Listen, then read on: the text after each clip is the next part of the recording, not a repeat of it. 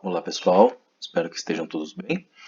Na videoaula de hoje, nós vamos iniciar aí o capítulo 10 na prática. Nós já iniciamos o capítulo 10 na nossa aula online, mas hoje nós vamos retomar então alguns conceitos a respeito aí das substâncias orgânicas e desenvolver um pouquinho mais. Legal? Então, material na mão e vamos lá.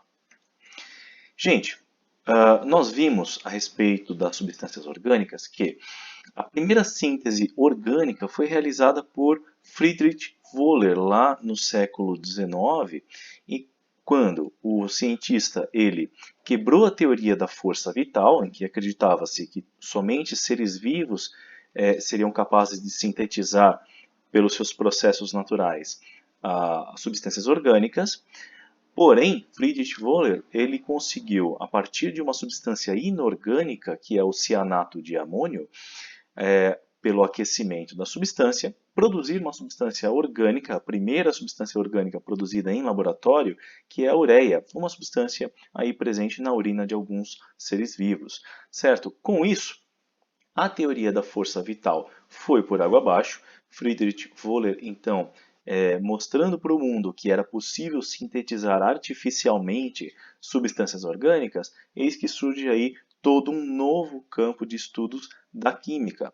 Legal, gente? Então, essa é a história mais sucinta, mais resumida aí do surgimento da química orgânica. Legal? Bom, vamos lá. Por que isso acontece? Isso acontece por conta do átomo de carbono e devido à sua estrutura eletrônica, certo? O átomo de carbono, ele possui ali na sua estrutura 4 elétrons de valência. Esses mesmos 4 elétrons, que dão a característica versátil para o átomo de carbono, permite que o carbono ele forme 4 ligações covalentes com quaisquer outros elementos que façam ligações covalentes, certo? Nesse sentido, então o carbono ele sempre vai formar 4 ligações e sempre ligações covalentes. Legal? Ou seja, ele pode tanto formar substâncias pequenas, relativamente falando, como o metano, que é essa mesma substância aqui à direita, né, sem contar os hidrogênios, né, supondo que temos hidrogênios em cima, à esquerda, à direita e abaixo, o metano seria então a substância formada por 4 hidrogênios e um átomo de carbono no centro, certo? Essa pequena molécula de metano é uma molécula relativamente simples dentre os compostos orgânicos. Temos aqui, então, um encadeamento de átomos de carbono, né, com seus respectivos hidrogênios ligados para completar sempre as 4 ligações de cada carbono, certo? E, naturalmente, a complexidade, devido à versatilidade do carbono, a complexidade pode se tornar exponencial. Aqui nós temos uma molécula da albumina, uma proteína, certo? Percebemos que existem aí centenas de átomos, sendo que os predominantes são carbono e hidrogênio. Tá certo, gente? Ou seja, o que caracteriza uma substância orgânica é a presença desses dois elementos sempre, carbono e hidrogênio. Eventualmente, pode acontecer de ter na molécula também nitrogênio, oxigênio e enxofre. Tá? Não é por isso que deixa de ser uma substância orgânica, mas para ser orgânica, fundamentalmente, carbono e hidrogênio. Ok? Bom, então já vimos que a complexidade das substâncias orgânicas pode ser imensa, né? Pode ser muito grande. Então, para representar as moléculas orgânicas, eis que surgem algumas formas específicas, né? Por exemplo, aqui nós temos a fórmula estrutural, que nos mostra quais são os elementos que compõem a molécula, quantos elementos tem, os tipos de ligação e qual é a forma, ou seja, onde é a posição de cada elemento relativamente. Certo? Então é uma fórmula quase que totalmente completa. Por que quase? Porque, como ela não está mostrada em 3 dimensões, como estas últimas aqui, ela não é tão completa em termos de posicionamento dos elementos, certo? Mas ela já traz várias informações, ok? Da mesma forma, nós podemos escrever esta fórmula dessa forma e dessa forma. Ou seja, são outras duas representações que representam na prática a mesma molécula. Essas 3 representações representam a mesma molécula, que é a do hidrocarboneto pentano. Certo? Pentano justamente por ter 5 carbonos na cadeia carbônica. Exatamente. Então, o carbono ele pode formar cadeias carbônicas, o que permite formar substâncias de tamanho bastante avantajado. Ok? Como que funcionam essas representações? Se pararmos para observar, esse primeiro grupo aqui, um carbono ligado a 3 hidrogênios, ele é bem representado aqui, exatamente no começo da próxima fórmula. Certo? Então, esse carbono, com os 3 hidrogênios, ele pode ser escrito de forma condensada, de forma resumida, a ponto de não ocupar tanto espaço, né, na folha, no caderno, onde for. Legal, gente? Então, essa segunda representação aqui é uma representação mais econômica em termos de espaço. Ok? A sua próxima ligação é uma ligação covalente, simples, entre o primeiro e o segundo carbono. Essa também é representada. Ok? E essa mesma ligação ela é representada aqui na forma de baixo. Veja, o primeiro traço representa justamente a primeira ligação entre um carbono e outro. Cuidado, somente entre carbonos. Certo, gente? Então, esse primeiro traço representa a ligação entre um carbono e outro. O que significa que os dois primeiros carbonos também são representados de forma implícita. Na prática, eles não estão desenhados na fórmula, mas sabemos que nos traços eles estão ali. Ok, gente? Seguindo aqui, nós temos o segundo grupo, que é um carbono e 2 hidrogênios, estão ali na fórmula condensada, ok? É o CH2, certo?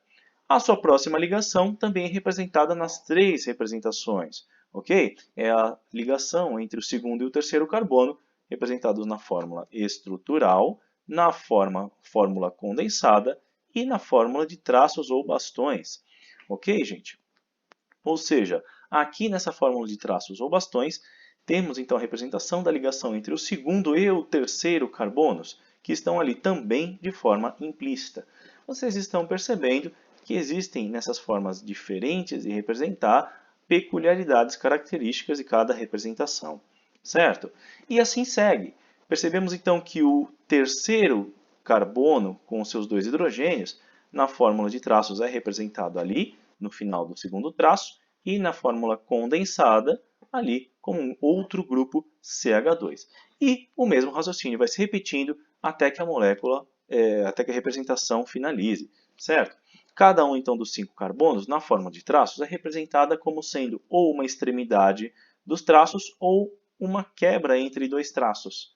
Certo, gente? Então, em cada canto e cada extremidade, devemos saber que tem um carbono. E esse carbono, como todo carbono faz sempre 4 ligações, nós preenchemos mentalmente com os hidrogênios. Legal, gente?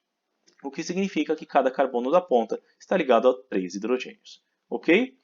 Bom, então aqui mais uma representação para exemplificar, mas nós temos 3 carbonos ligados entre si, formando uma cadeia fechada na forma triangular, e cada carbono tem 2 hidrogênios ligados, aí na representação em 3 dimensões, certo? Essa mesma representação pode ser vista dessa forma aqui, no plano, ou seja, no papel, certo?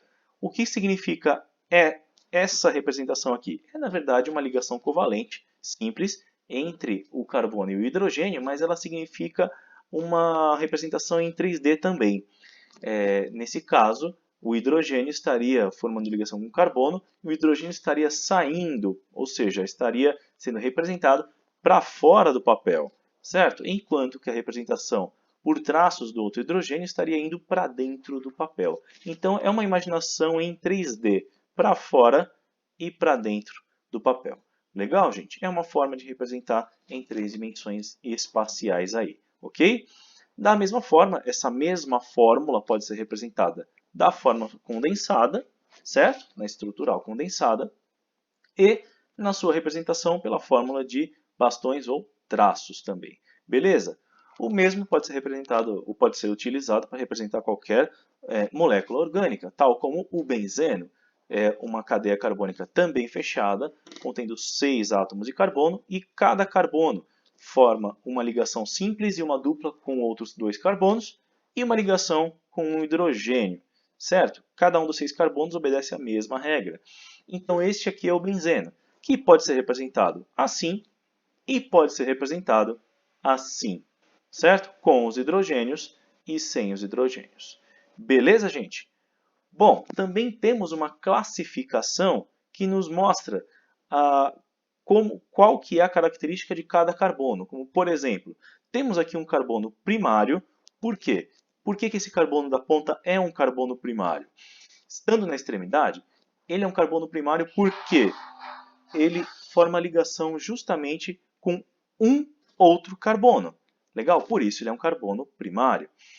Da mesma forma, seguindo esse raciocínio, nós temos ali um carbono secundário, porque ele é um carbono que forma ligação com outros dois carbonos, o da esquerda e o da direita.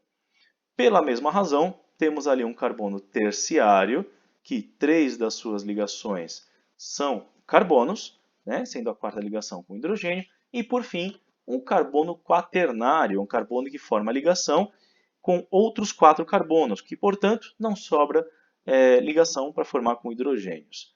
Legal, gente? Eu espero que vocês tenham gostado, espero que tenham entendido. Até a nossa próxima videoaula e que a força esteja com vocês. Valeu, pessoal, até a próxima!